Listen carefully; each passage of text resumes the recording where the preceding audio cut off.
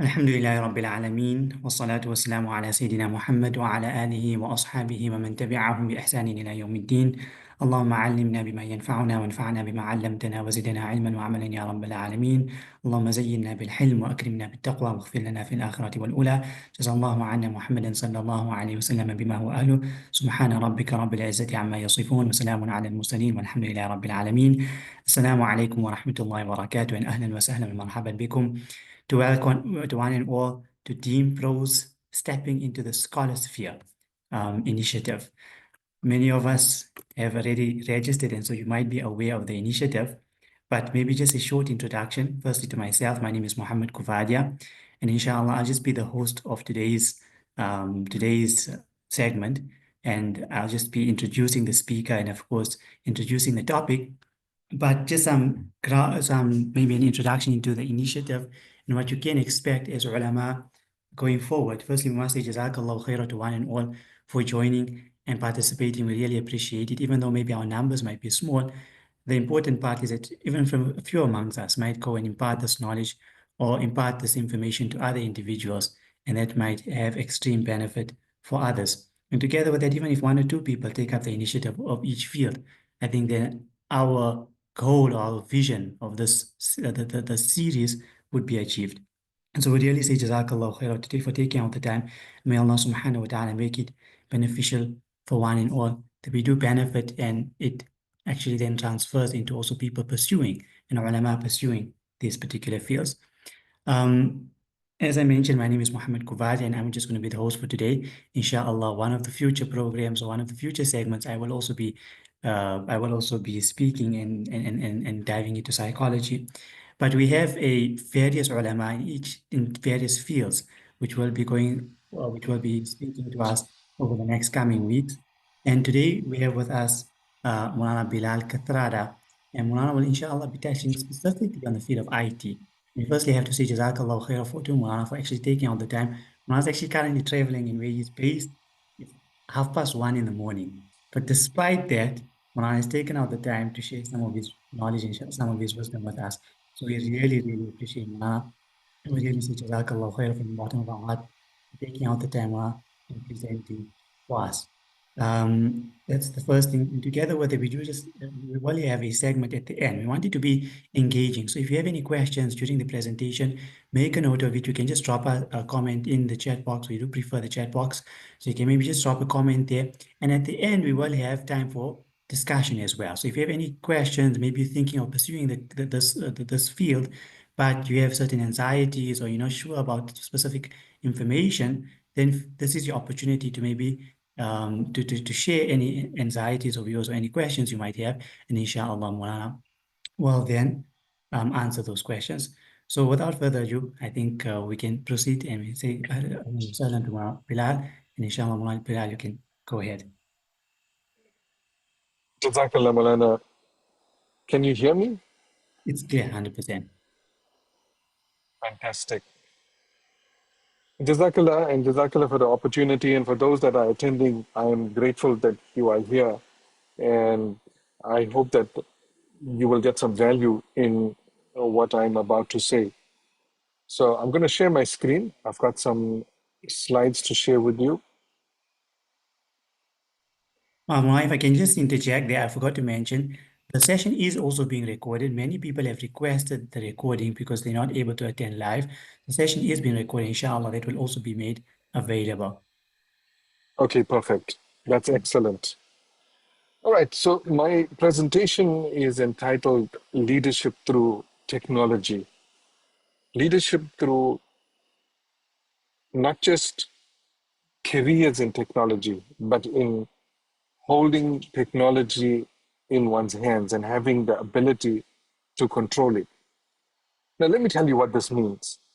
This means that in today's age, the person or people who control the technology control the world.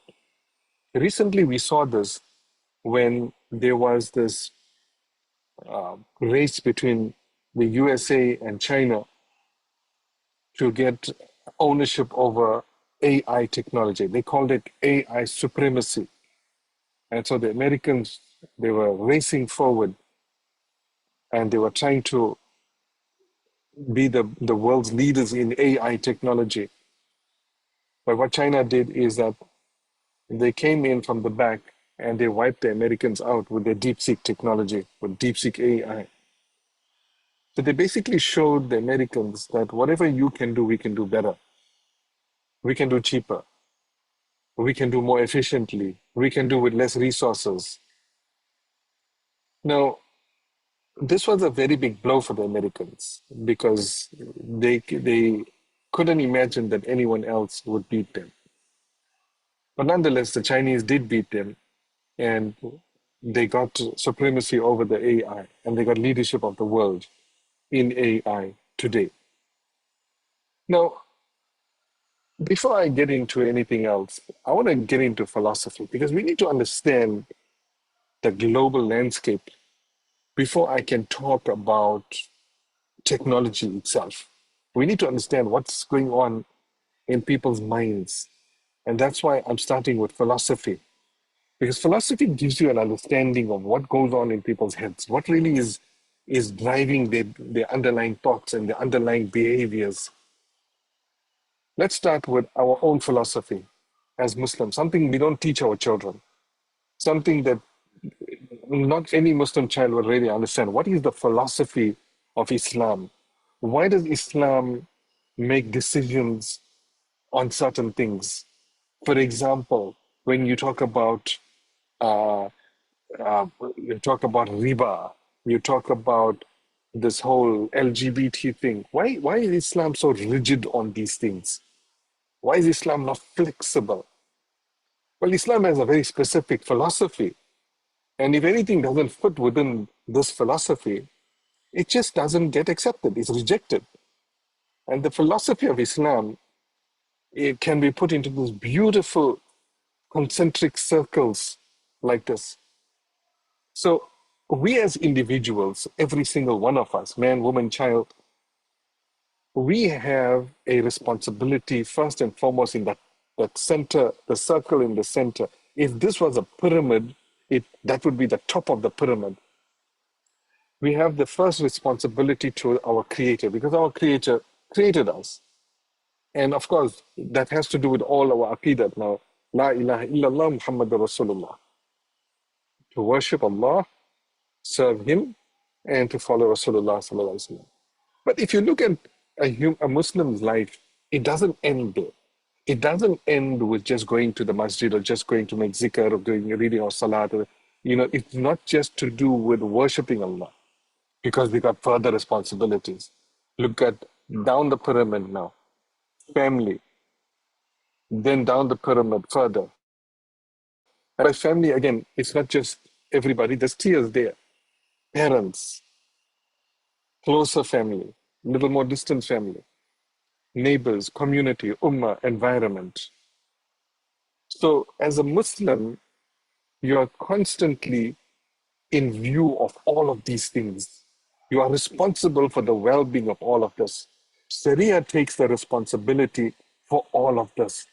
Now, what does this mean? It means that if there's any ruling that needs to be made, Sharia is going to look at this and say, okay, this may be good for the individual, but is it good for the community? Is it good for the family? If it's good for the individual and it's no harm to the community, then okay, we'll accept it. Let's take an example. In the West, they promote promiscuity. Before children, teenagers get married, it's a very good thing in the West for them to go on dates, to go and experiment. Why? Because individual freedom. But how does that affect the other responsibilities? Family. You see, the family unit is broken because illegitimate children, zina is happening, things are going off track. And all of that, everything else falls apart. It's like dominoes. That's why you see all these problems in Western societies. Now, Islam keeps all of this intact. This is the philosophy of Islam. All this must remain intact. That's why you go to a Muslim country. I'm actually in Malaysia right now, and it's 1:43 a.m. It's 1:45 in the morning where I am. So you look at these societies, you find that the socio-economic problems that you get in the West don't exist here. These don't exist.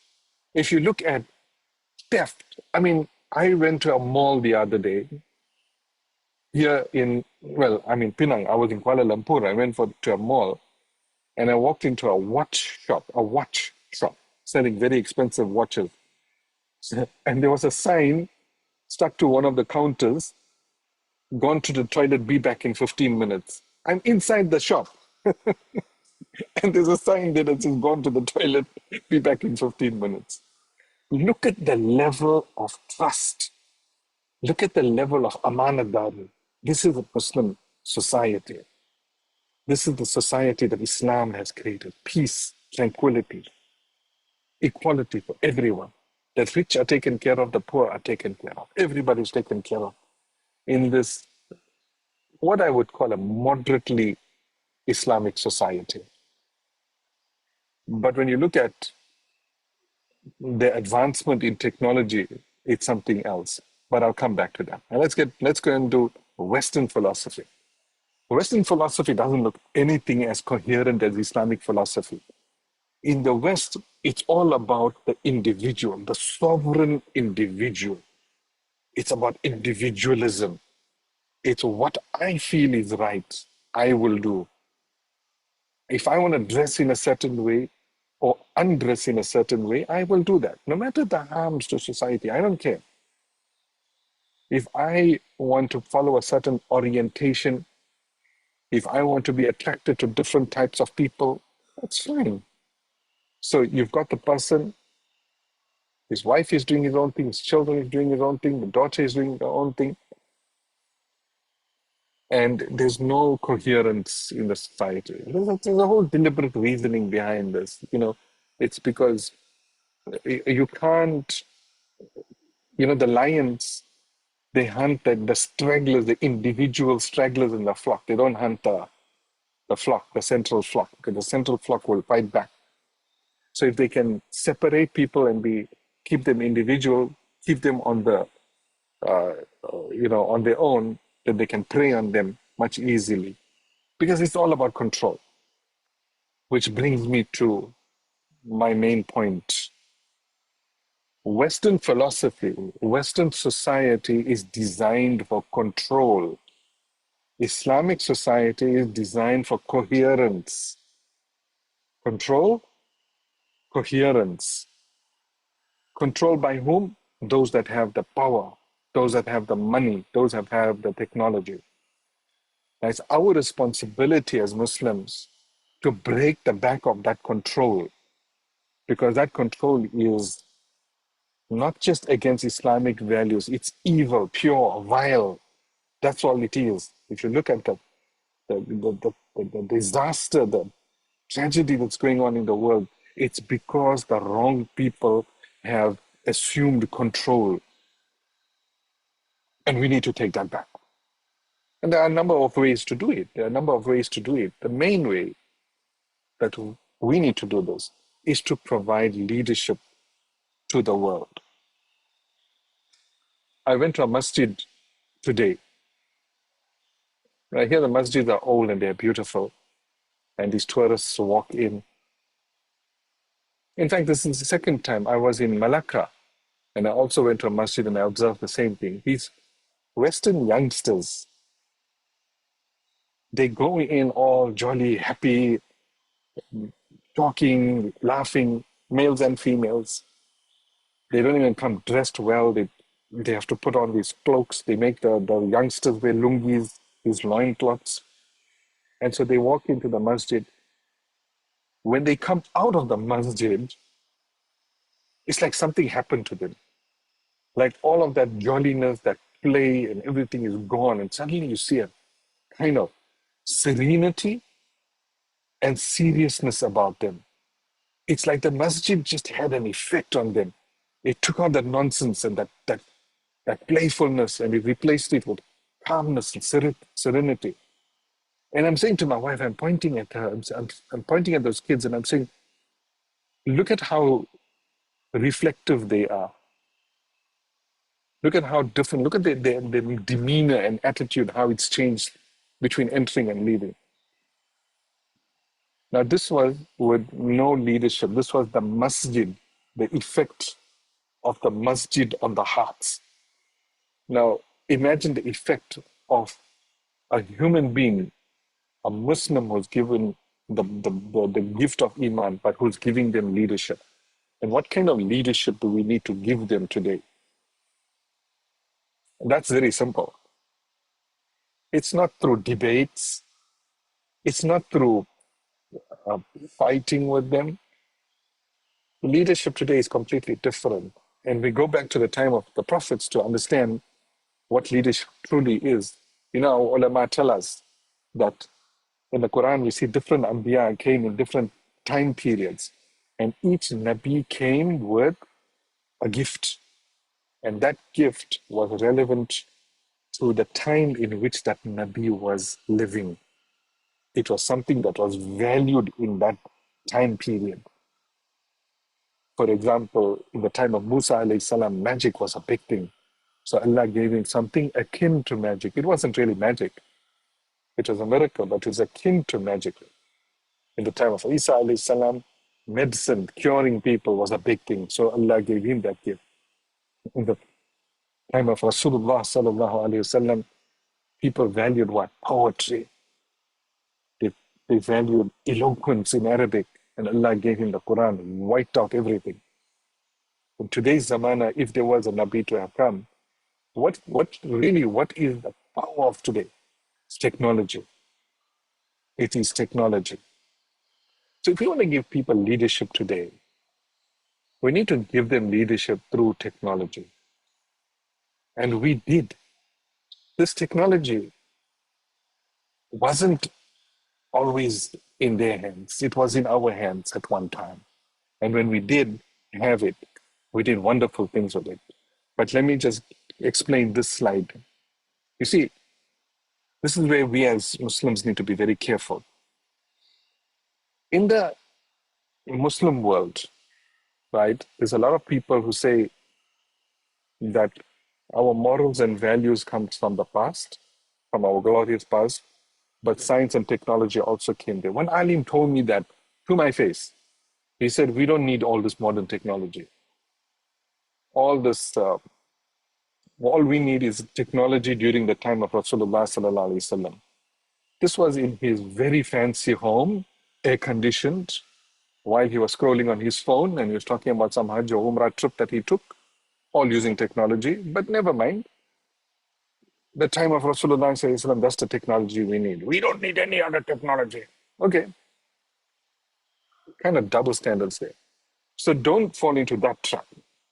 And then you got the West, on the other hand, who says moral values, science, technology, all in the future. What this means is that we don't look to the past for any morals or values. We got no lessons to learn from the people of the past.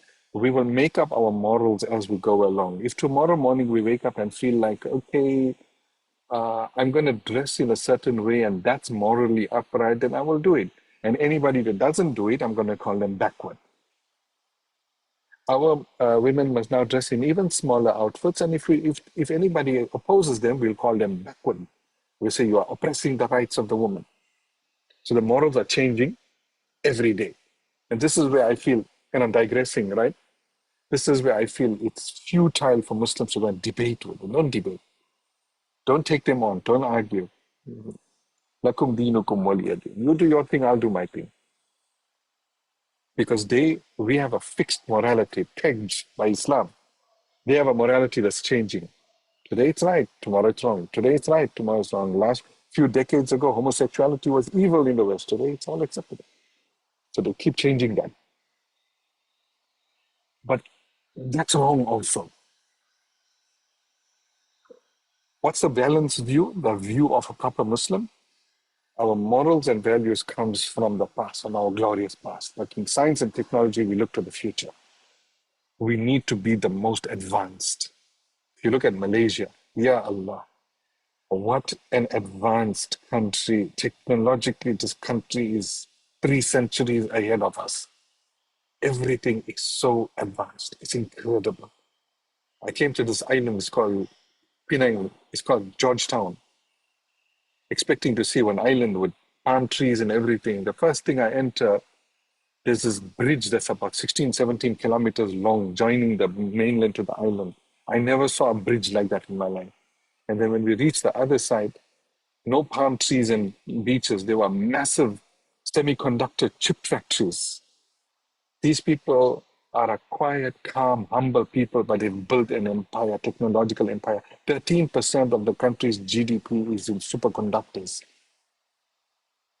microchips, IT services, AI. Incredible country.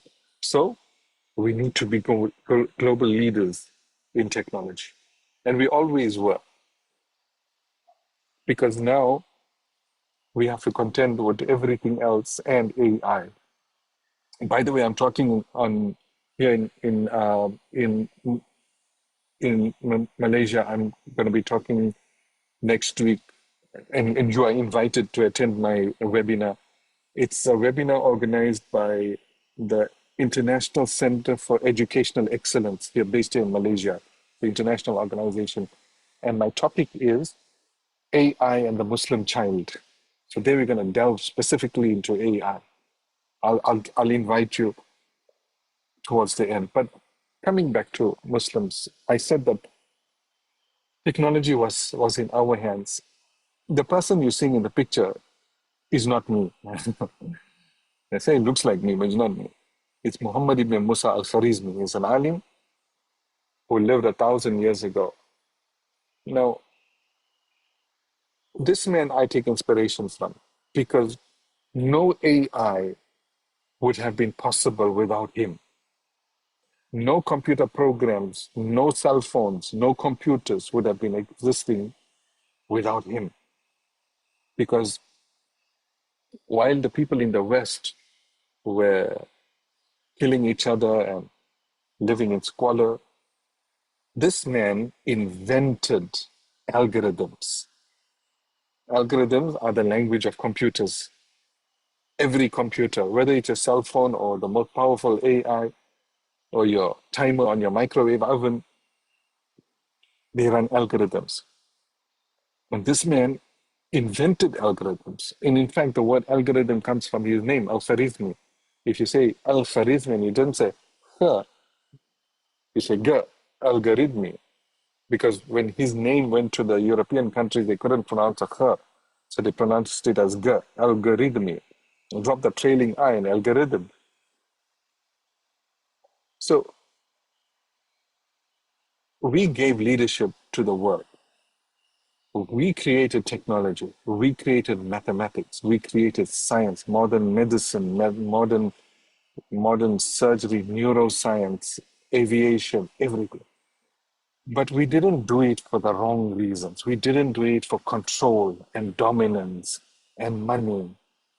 We did it to serve mankind. That's the difference. That's the philosophy. You see, today it's all about how I can become a tech billionaire, not how I can help mankind. It's not how I can make the world a better place.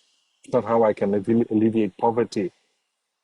It's how I can become a tech billionaire. And even when I got my billions, then I still want to hijack the US government to become even richer. There's no limit to man's greed. There's no limit. So I saw the similar problem in the tech industry in South Africa, especially in education. That these universities are fleecing us, they're ripping us off, and they're giving us education that's outdated by decades. And so what do I do? What do I do? Do I sit and complain?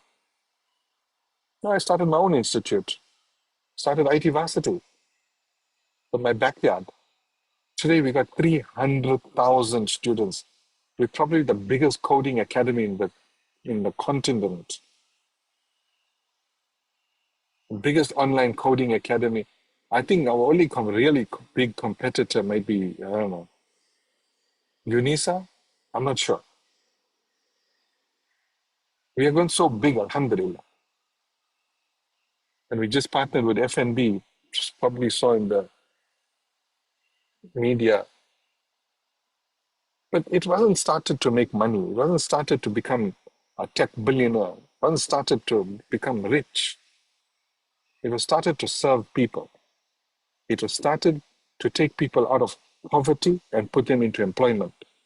Take them out of poverty, put them into employment, because they're coming out of universities with absolutely no skills. They can't get jobs because they don't have experience and they don't even have the right skills. The one youngster I met with a degree, a BCom degree, he was cleaning the floors in Osaka Marine World. Trained him up, put him into a job. Alhamdulillah, he's doing well today. It's about that. It's about mankind. And when you do that, it resonates. The niyat resonates. Allah puts it in people's hearts. Look at this article. This article came on LinkedIn today, this very day. Look at what this guy is saying.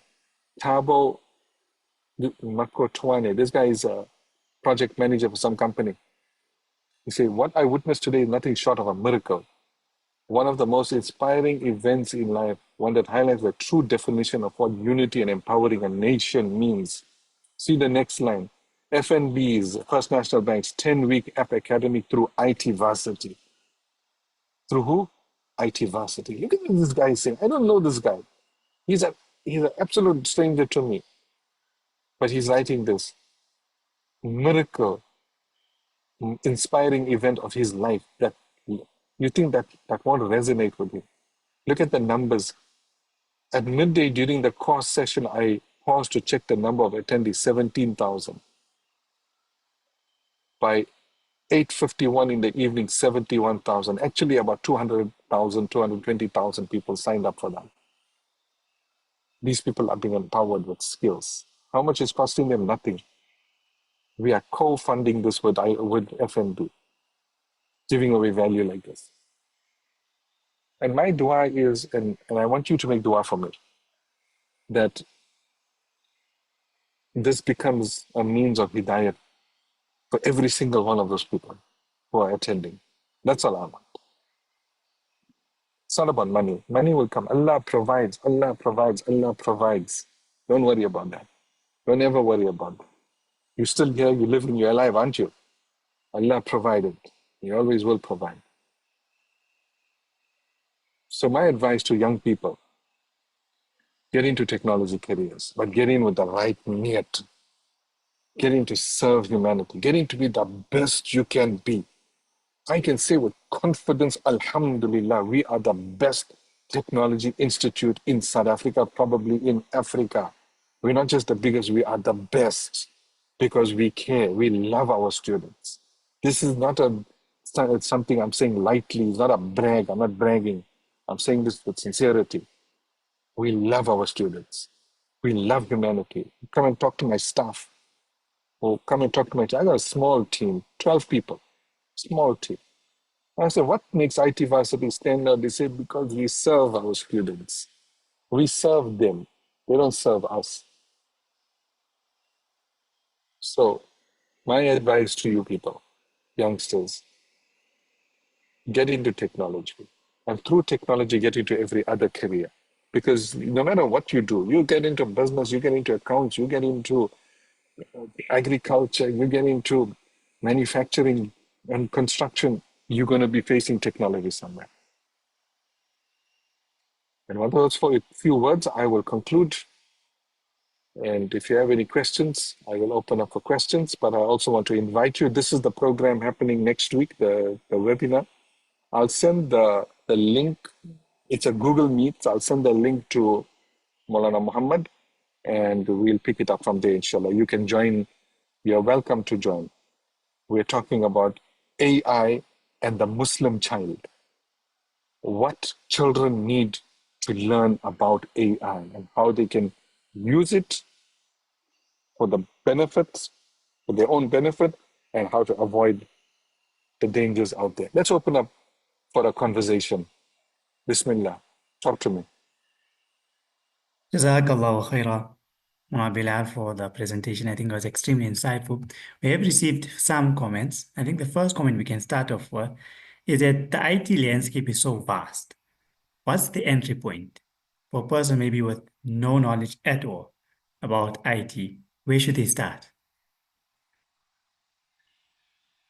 That's a tough question. It depends. You see, IT is like food. Let's take an analogy. It's like food. Nobody says, "Man, I'm hungry." There's so many foods out there, so many different types of foods. Especially if you go to Durban or you go to Johannesburg, I don't even know where to start. And you stay at home hungry. You don't do that. You start with yourself. You say, okay, I'm hungry. What do I feel like eating today? What is on my mind? What is my mood today? And then based on that, you say, well, okay, see, I want to eat Italian now. I want to eat Indian now. I want to eat Turkish. Then you go to that kind of restaurant. So you say you were feeling for Turkey. Now you go to a Turkish restaurant. They give you a huge menu. You think like, okay, now I came to Turkey. There's about 50 things to choose from here. What do I choose? Right.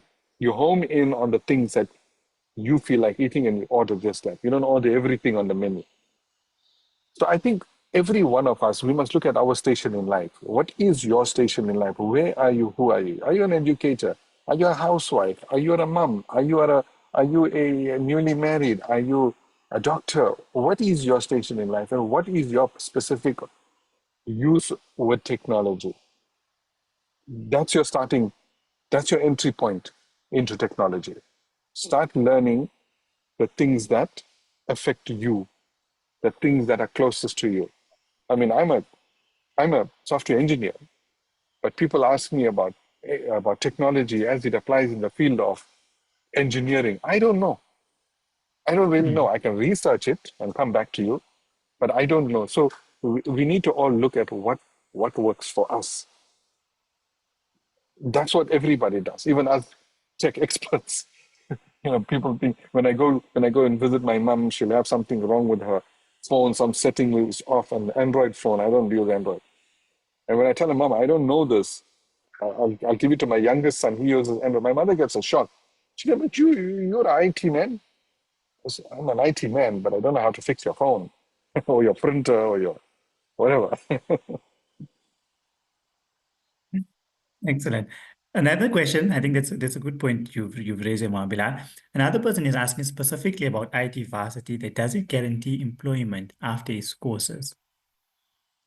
We don't guarantee anything. We don't guarantee employment. It all depends on the hard work that the student puts in. But what we do is we help you to prepare a portfolio of work that you've done with us, and I mean real work, real actual work. Hmm. And we take our students and we place them into internship positions. Once they get into an internship position, it's their responsibility now to make sure they get a job from there, not that they get kicked out after that internship period is over. So we do get you into an internship. We get our foot in the door, but it's up to the student to make sure it works from there. Okay, excellent. Just a note for all participants, if you have any questions, it can be anything related to the presentation, or if you want to pursue a field and pursue a profession in the IT spectrum, then please feel free to send a message and engage with us, inshallah. Someone else was asking, let me just find the question. Um, Bilal, you spoke about like how as Muslims we lost technology. So the person is asking what made us lose, in your opinion, technology? I think it was a decision we made.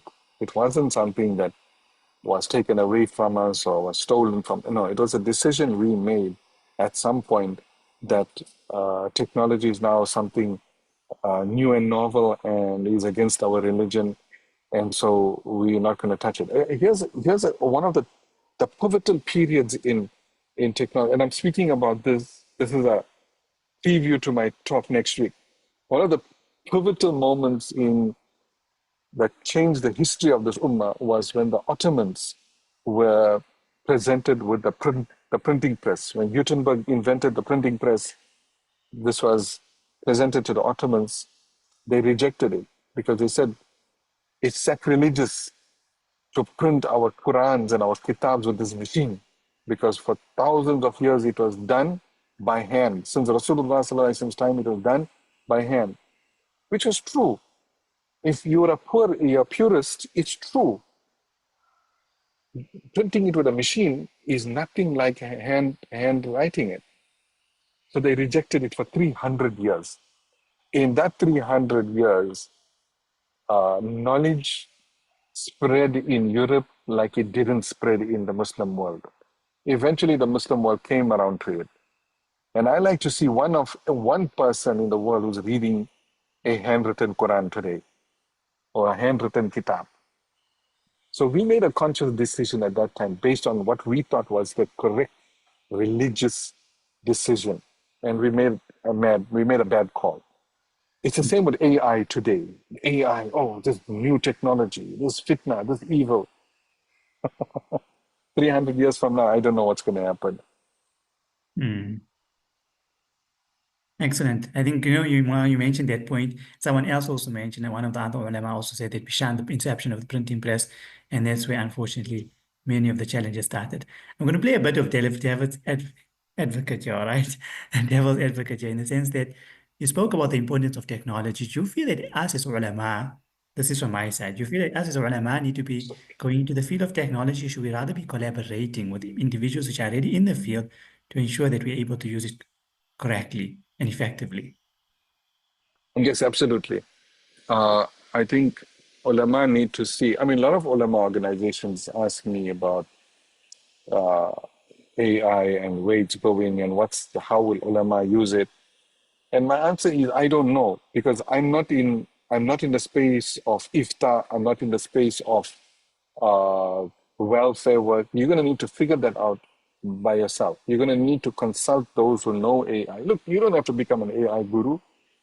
I mean, I live AI day in and day out. We're building an AI system that's going to revolutionize education in Africa. But I'm not an AI guru myself. I consult those who know AI.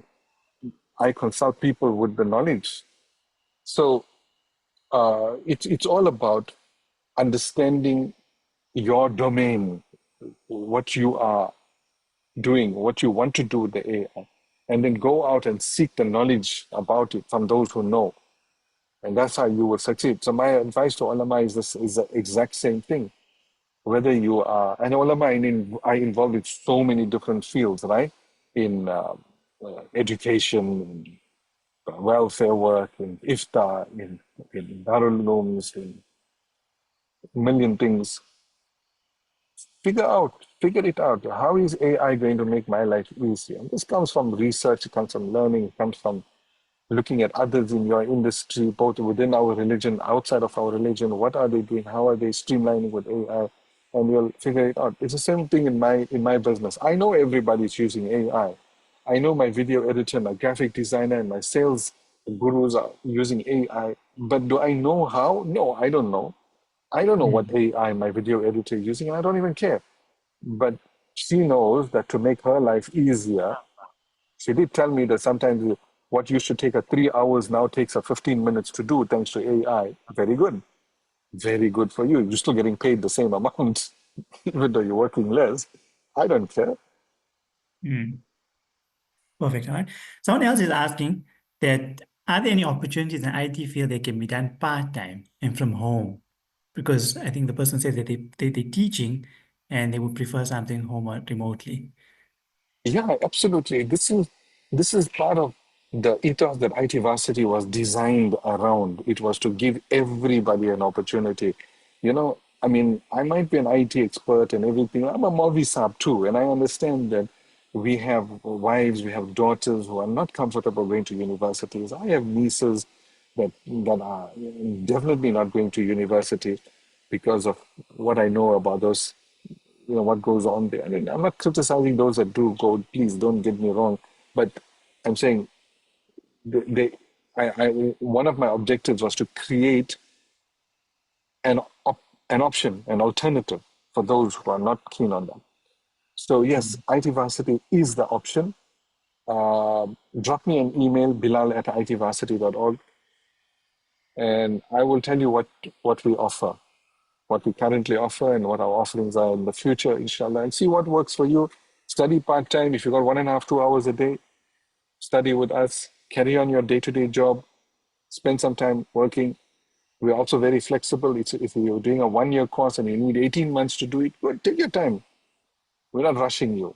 We're not chasing you for money. We're not asking you to pay for the whole thing also. Pay for one module, complete it. Pay for the next module, complete it. That's how we made it for you. Excellent. Mohammed, I'm going to excuse myself. Unfortunately, I have another commitment at 8:15, which I need to go to. So please make me maaf for that. But Safwan Blackie, who is the founder of Team Pro, is also online. So inshallah, I'm going to hand over to Safwan, and inshallah, Safwan can take over. There are many more questions. So if Bilal, you are comfortable with it, then maybe we can continue some questions. Is that okay? Inshallah, that's fine. I'm right here. Perfect. Jazakallah khairan. Jazakumullah. Jazakumullah khairan to Muhammad for doing an excellent job in hosting, and Mona Bilal, Jazakumullah khairan to you for your absolute sacrifice hour of the night where you are, for taking your time out to talk to us, and out of me sympathizing with you, because I know your passion, so you may stay up all night if you ask you to. But inshallah, we'll try to wrap up in the next few minutes, inshallah. Inshallah. Maulana, one question that we have here is, how could we understand and balance the use of technology in finding Islamic resources compared to referring to the books? How much should we and can we depend on AI-generated answers, and how much should we? Okay, that depends on two things, right? See, when you're using AI, let me tell you what AI is, especially AI like ChatGPT. AI is the friend who is often wrong, but always confident. He's often wrong, but always confident. So this guy, he makes a lot of mistakes, but every mistake he makes, whether he says something right or he makes a mistake, you'll never know because he's always so confident. So, in other words, double check everything he tells you, because it's going to have consequences if you don't. I'll give you an example. I asked the AI, I want a halal street food market in Penang. Show me where it is. He gave me directions into a dark alley somewhere yesterday. And I never got to eat any delicious street foods. It was my fault. I didn't double check. So when you are asking AI the question, firstly, always double check. And if you don't have time to double check, that's fine also. If it's some information that's not critical, where the consequences of the information being wrong is not that serious, that's fine. You're asking its opinion on, you're asking a question about something that is a fleeting interest to you, that's fine. But if it's something that's crucially important, like a masla, always double check that. So if you asked it a quick masala, safar masla, let's say even the AI can understand some of our Hanafi safar masail, it gives you an answer, please check it with an alim. Even in business, we double check everything, legal documents, marketing copy, everything is checked, double check. So best practice, double check. Jazakumullah khairan. I think that's a key takeaway for us. Where as to the extent that we use AI, we should always verify. In fact, Maulana, recently I seen a post where a prominent Muslim body in one of the European countries had published a public notice, or it was a lecture of sorts, wherein it was definitely generated using AI, because it referenced a fake ayah of the Holy Quran. It fabricated an ayah, and that Wow. was definitely because the bayan or the lecture was generated using ChatGPT. So Sure. Jazakumullah.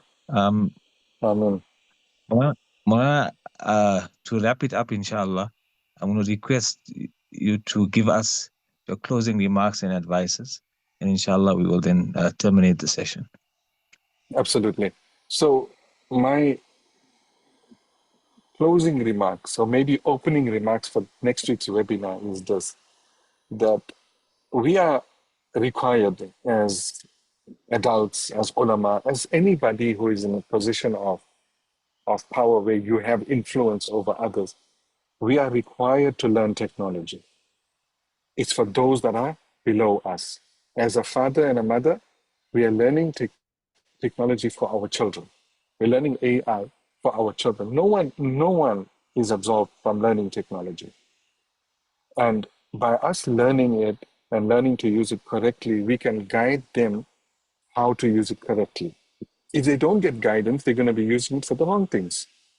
And when I say wrong things, I don't necessarily mean like things that are pure evil or things that are purely against Sharia, like looking at haram pictures and haram videos and things. I'm talking about even sitting and watching mundane short form reel videos for hours at a time. The most mundane thing, like comedies or cookery shows, but just, thumb swiping.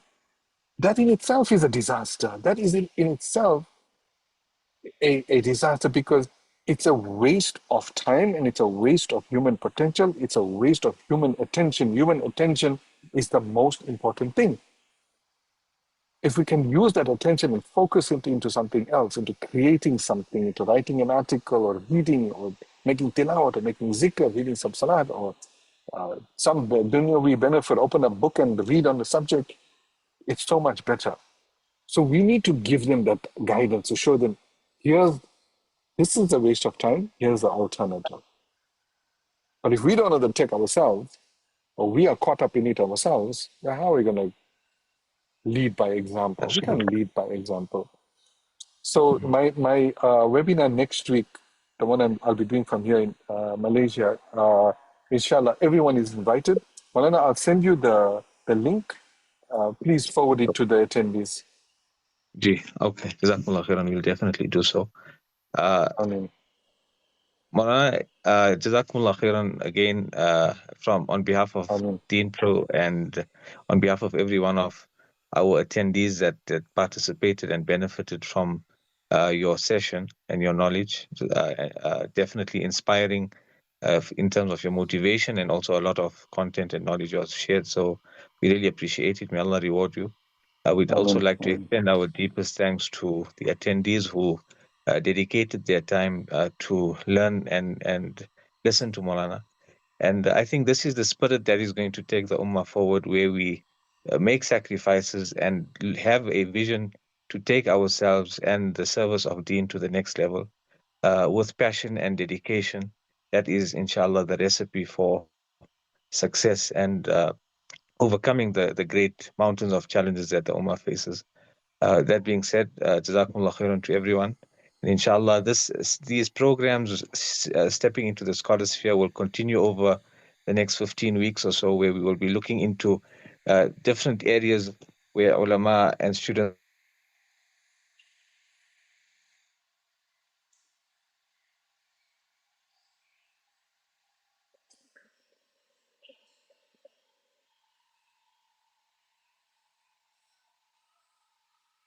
being one of those key aspects. So we welcome everyone to continue to attend and expand your horizons.